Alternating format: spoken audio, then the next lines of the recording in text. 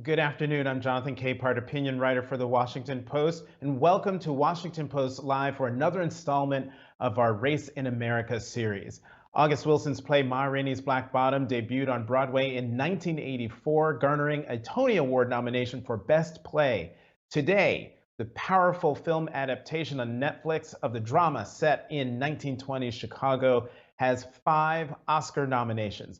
Joining me now is a star of the film, veteran actor, playwright, director, Colman Domingo. Hello.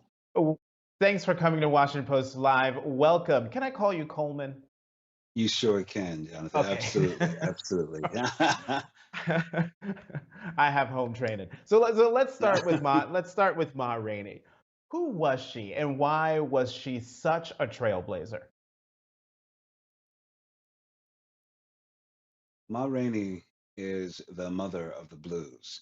She is someone who has she carved her whole existence out, actually being so forthright and self-possessed when it comes to her music and the way she has agency in the world. She created her own sort of ecosystem when it comes to having power in a male-dominated industry. Also, she was openly bisexual.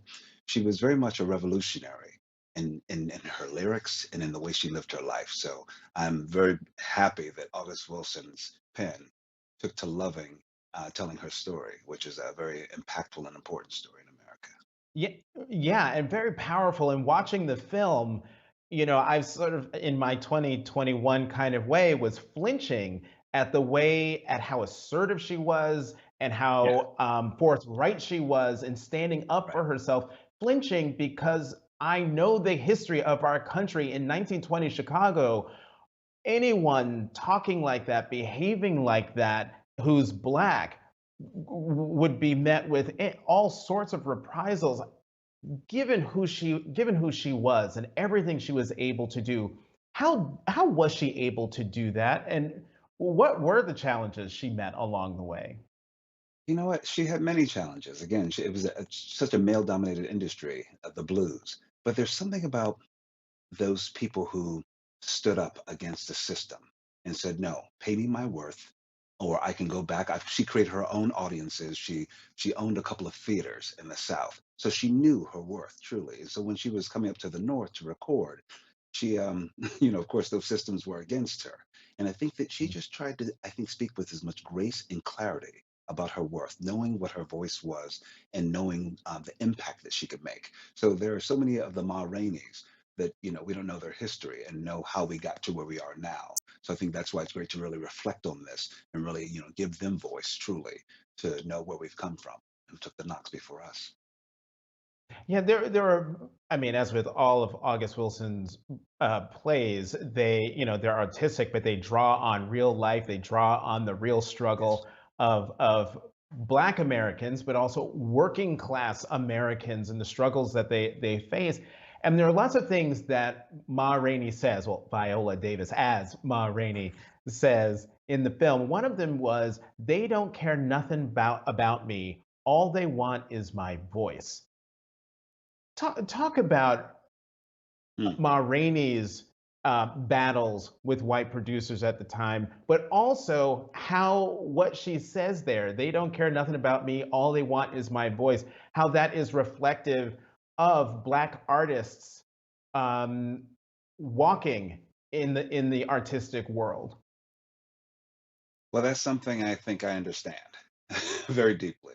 Being an artist for over 30 years and knowing that you're constantly having to prove your worth. Viola Davis even talked about that in an interview, how constantly, no matter how many accolades that she has, that she still has to have certain fights that she doesn't feel that she should anymore. And that is the significance of Ma Rainey. She had to fight, fight, fight. You feel like every single day you have to fight. I know that as a black artist as well, that you always feel that you know that your white counterparts may not have it as hard. And I think that we're now becoming more vocal about it and just saying Mhm. that I just want my worth. That's all I'm asking for. I'm not asking for any handouts. I'm not asking you to give me anything. I actually just want my worth and for you to pay me my worth, for you to, if you say you're contractually you're going to do this, if you're going to set up the world to make sure that I'm taken care of, then really take care of me. And I think that that's something that I understand, and many Black artists do understand. It is always more difficult for us in this industry. And I think that we're now becoming a bit more vocal about that as well, and knowing Hmm. that all we have is our talent and our voice. And if you don't respect that, then I need to do something else. Or I need to, I mean, I've always been a person who sort of created my own systems as well, so I can survive and thrive in this industry. And I think that that's something that Ma Rainey did. And I think that that's something that is absolutely true right now. There's not one lie in that statement when she says they don't care nothing about me but my voice. And she's demanding Hmm. them to say, not just my voice, take all of me, which is why I love that she's so forthright in her being in Ma Rainey's Black Bottom in every single way.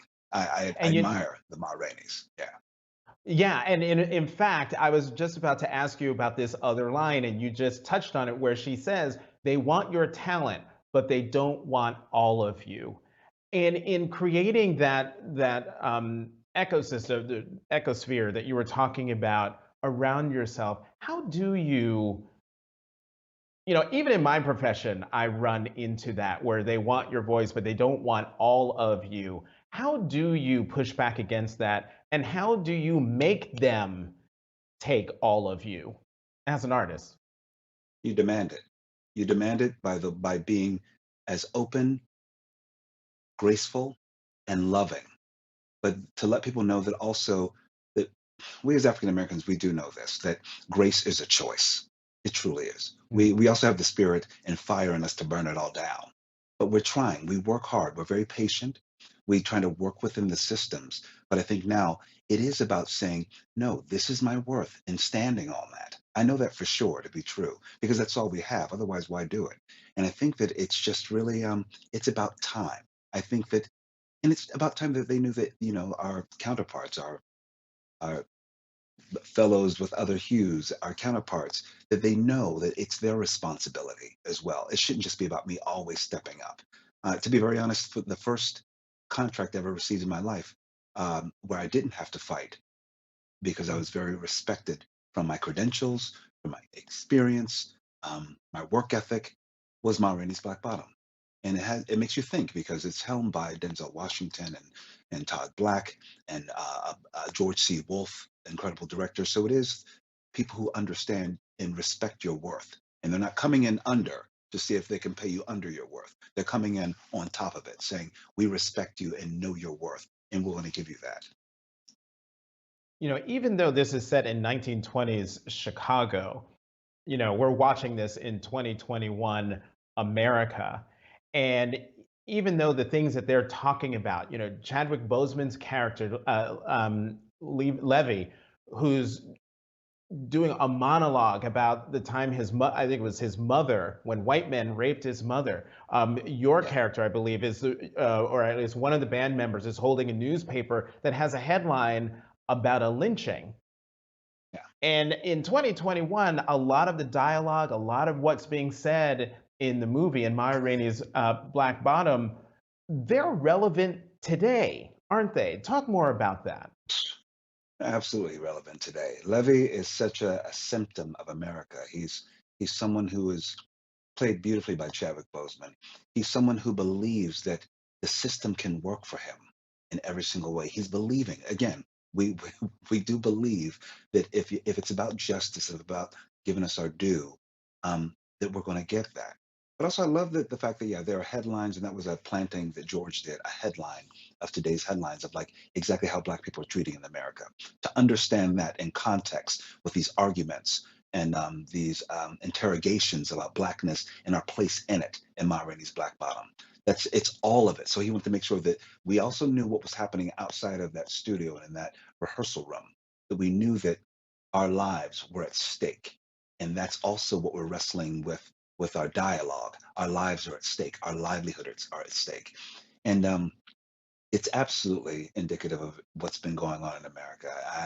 I didn't know that Ma Rainey was going to be such a gift when it comes to a conversation about race because we shot it 2 years ago, and Oh, wow. not that I was unaware, yeah, not that I was unaware that we would be in the middle of what we've been in the middle of, but I, I thought that it was just very apropos that that it's giving us a tool. We have to go into these places like the theater, well, these days now on your laptop or et Mhm. cetera, but to go into the theater with a play like Ma Rainey to wrestle with these ideas about who we are in America and what we can be.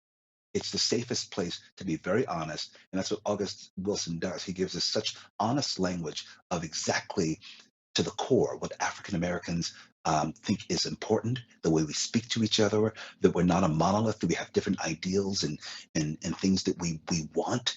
And we're wrestling with it together as we wrestling with America, which is what was on that headline in that newspaper. Mhm. Let's talk about your character. You're the band leader. Yeah. Um, Talk about your character in relation to Levy, Ma Rainey, the other characters, and what did the role mean to you? Mm. The role of Cutler meant everything to me because I understand Cutler. He's one of the boys in the band. He's also Ma Rainey's proxy when she's not in the room. He's also the first face that the white establishment sees when he enters their spaces. So he's really doing a dance. And it's a subtle dance with a lot of code switching attached to it as Mhm. well. Looking at how he sort of maneuvers through the world to make his place in the world and just have some peace. And I think that's what he's trying to do. He's trying to have some peace in this day and get the job done. And there's these moments that I know for sure that I was very cognizant of making sure that like the moment the white agent came into the room to try to shrink my 6'2" body down a few notches and really use a certain tone to be heard and to be somewhat deferential and also but also to assert that he does have power in this system. So it is a tricky dance. It's a very difficult role to be very honest. And I think that he's got to be the glue in the whole event to make sure that everything keeps moving forward. And it means the world to me. I feel like George C. Wolfe cast everyone perfectly because I've always been sort of the equity deputy in a stage production. I'm always the one when people say, "Oh, some wrongs need to be righted." They look to me, and so apparently I'm that guy who knows how to do that dance. And so I think I brought some of myself into there as well. One thing you said is that you were Ma Rainey's you were her voice with the band. You Yeah. were her representative, her diplomat. Yes. And I want to Exactly. play, and I want to play a scene between you, Chadwick Boseman, and the other band members in Mhm. this fantastic scene. Let's watch. We're doing my version. That's what Mr. Irvin told me. Say it's on the list he gave. You let me worry about what's on the list. What kind of sense to make the rehearse the wrong version of the song? You're supposed to rehearse what you're gonna play. That's the way they taught me. That's what I'm trying to tell the You man. trying to tell me what we is and ain't gonna play, and that ain't none of your business. Your business is to play what I say. Oh, I see now. You done got jealous because Mr. Irvin using my version. What the hell I got to be jealous of you about? The day I get jealous of you, I may as well lay down and die. You let me start all that cause he too lazy to rehearse. Where's the paper? Look at the paper, see what it say. Go tell me I'm too lazy. We ain't talking about the paper. We talking about you understanding where you fit in when you're around here. You play what I say. I don't care what you play. And right there, you see, and it didn't click when I watched it in the watched the movie and saw that scene. It didn't click what was going on there until you just said what you said about being Ma Rainey's mouthpiece, her envoy. You were trying to tell him, I don't care what's on the white man's sheet. Ma is not going to sing your version. And Absolutely. I'm trying to Yes. get that through to you, young And man. get him straight. Exactly. Trying to gather him up. I think that it's first of all, I love working with those men and Chadwick and Glenn and Michael, and we really did really learn how to strike that balance with one another. And I think that ex- all Cutler keeps saying, he said, no, you have to wait for Ma. It's about Ma. I think he's an ultimate feminist as well. I think there's another layer to him as well. He's making sure that he protects Ma because Ma protects not only him, but the entire band. We're under her system, which is very interesting and very rare. We're under her whole system. And so basically he's like, no, no, no. We can be deferential to the white producers, et cetera, but it's about Ma. We're empowering Ma because she's given us our power and our place in this industry.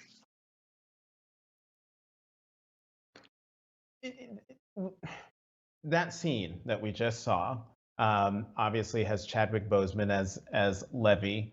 Um, he has since passed away. I believe he passed away in August. Would love to hear from you what it was like working with Chadwick Boseman, and did you know what he was going through at the time of filming? No, I did not know what he was going through. What I saw was a man who had an incredible work ethic. And he's funny, silly. We laughed a lot. Anytime I see behind the scenes footage, you see us falling all over each other. We just really enjoyed doing the work. Uh, that's something that I really just remember about him. He was so immersed in the work and learning his instrument and creating. And I can't say whether or not that was because of his illness, because I'm not sure. What I saw was him giving his whole life to this work because it was meaningful. That's what August Wilson gives us. And so we all put all of our sweat, tears, heartache, heartbreak, bought a lot of ourselves into our work. Um, so that's all I saw. And I saw even on our last day, I know he was exhausted, but we were all exhausted. We we left it all on the floor. And then he left me, he sent me a beautiful rap gift, saying that he looks forward to seeing me again. He bought me a record player. He wanted to give me a gift of music. And he said, may God keep you until we see each other again. And I thought that again would be soon or during press or something. But I guess his fate was sealed. But I do remember he had such a huge life force, um, and a grace and humor and a sweetness to him. And I think that he's going to have an impact on culture and film, society for many, many years. I am ashamed to say that the first time I saw you was in If Beale Street Could Talk. Really? Yes, yes, Jonathan, which really? was I've been working for 30 years. That's the first I time you saw me. I know.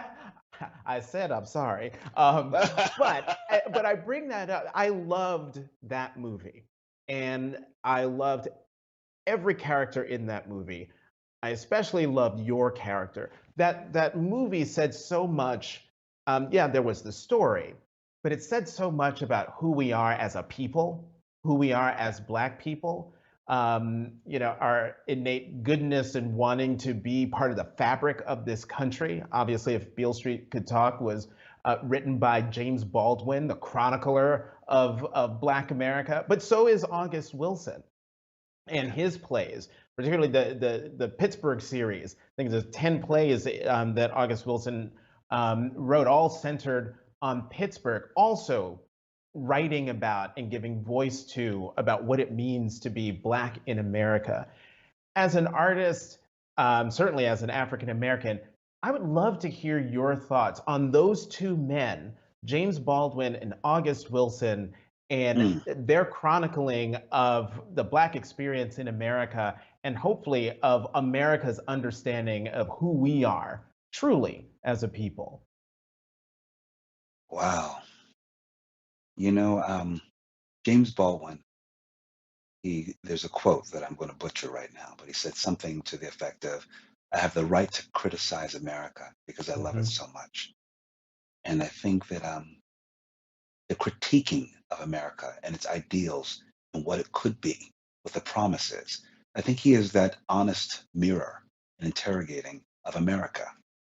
That's why I always go back to James Baldwin. I mean, I always have James Baldwin literally like within arm's reach, because I think sometimes he helps me wrestle with what's going on in the world, what I see on the news channels.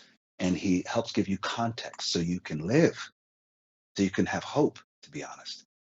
August Wilson does the same thing. He's an interrogator of America and all the great things about us, all the poor things about us. And he puts it in the mouth of ordinary people, of working class people. And same with James Baldwin. He speaks to our sisters and our brothers and our aunties and our uncles, and he speaks to the soul of America. That's why I think they're so impactful and significant, and why I keep them within arm's reach, because they're my personal heroes, truly, especially James Baldwin.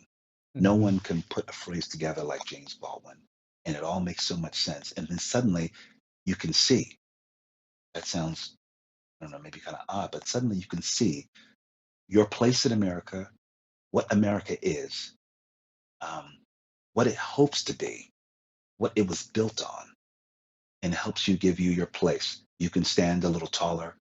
You can greet the world with even more grace and dignity and fire, because it's he putting it in your soul. That's why I love books so much and plays, because it goes inside of you. Like Maya Angelou says, words are things, get on you.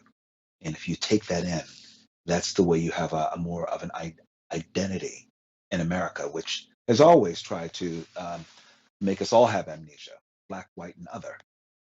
And that's why I think it's important. I'm always telling my students, it's important for you to know. I teach my students when I'm teaching acting, I teach my white students, August Wilson. You must learn August Wilson as you learn O'Neill, as you learn Ibsen. You must know about us as we have learned about you. And I think that's why, things like Beale Street Could Talk, Ma Rainey's Black Bottom are so important. And they're not just for black folks. They're for all of us. They're for America. Anyone who loves America, it's for you, because we need to know each other. And that's the only way we're going to get better and stronger and more loving, more peaceful. I think. And speaking of, getting to know each other, you said in an interview with Vox in 2018, you said, quote, "I think that James Baldwin knows the complexities of African-American men, especially these blue-collar, hardworking men. We don't usually see these guys. They're so ordinary in a strange way, but in their simplicity, they're actually quite extraordinary." And that's what I think, also about James Baldwin and August Wilson. He's reflecting who we are in ways that we know it, we see it, Yeah. we live it. They're loving black men. Mm-hmm. Right. And that's what I loved about your character in Beale Street. It was such a loving black man, father, family man who's doing everything he could to hold his family together in the middle of so much tumult. What's not extraordinary to us when we see it on the screen because we live it is extraordinary to us when we see it on the screen because we so rarely see it. Yes, I've had nothing but the most outpouring of love and respect, especially for If Beale Street Could Talk. I had so many women in particular reaching out and saying, "Thank you. For the first time, I saw my father, I saw my uncle, I saw my brother." And we don't usually see that. And we have to also question that. Why don't we see that? Why don't we think that that's an important thing to amplify when it comes to roles and characters that we see of my hue? I think that he basically, characters like that fight against tropes. It's like, oh, you think you know who we are, but you really don't at all. Which is why I take that. I mean, when I tell you that I love the brothers that I've been able to play, because that is my stepfather. That is my brother. My brother is a barber. My stepfather sanded hardwood floors for 11 blue collar guys who their job was to take care of the family and make sure that, I remember my stepfather had a second grade education, and he would always tell me, he said, "My job is to make sure that I work so hard, I break my back so you can have it a little bit easier." So they're superheroes to me, these men. They truly are. It's like, they know the mother did the rearing, and he did the discipline, and he also made sure that food was on the table and that we were provided for. And he was hard on me. I remember my stepfather in particular was hard on me because he wanted sure that I was a good citizen. He wanted a great life for me and for me to know myself in the world. And so I think that's why those guys are superheroes to me. And they're rarely seen.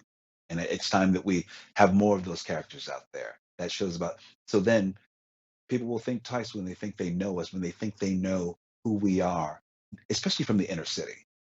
Because I write, as a writer, I write many perspectives from the inner city because I never saw them. I was like, well, what? I grew up in a house with a mom and a stepfather, and we ate at 6 o'clock around the table, and we kids went to college. There was no gang banging and drugs.